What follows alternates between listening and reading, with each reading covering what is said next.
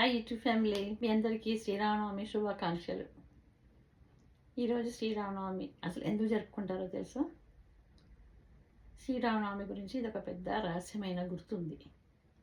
అదేమిటంటే, ఒకరోజు శివుడిని మా పార్వతీదేవి ఇలా ప్రశ్నిస్తుంది. స్వామి, ఎందుకండి శ్రీరాముడు ఎవరు? అసలు శ్రీరాముడు ఎవరు? ఎందుకు ఈ మానవ రూపంలో భూగర్భంలో జన్మించారని అడిగింది. అడిగితే శివుడు చిరునవ్వుతో ఇట్లా అంటాడు, భూగర్భంలో చాలా అధర్మంలో పాపములు ఎక్కువైపోతుంది.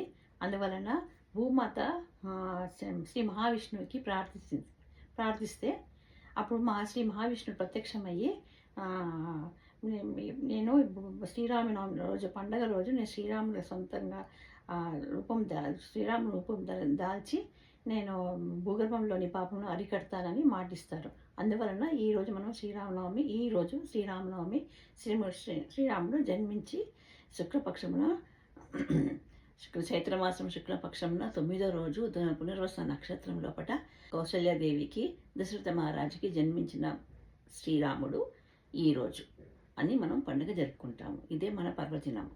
ఇది మామూలు దినము కాదు, చాలా పెద్ద పర్వదినము. ఈరోజు నిజంగా ప్రత్యక్షంగా మహావిష్ణువే శ్రీరాముడు రూపంగా ధరించి మన భూగర్భంలోని పాపములను అరికడుతున్నారు, ధర్మ మార్గంలో నడిపిస్తున్నారు.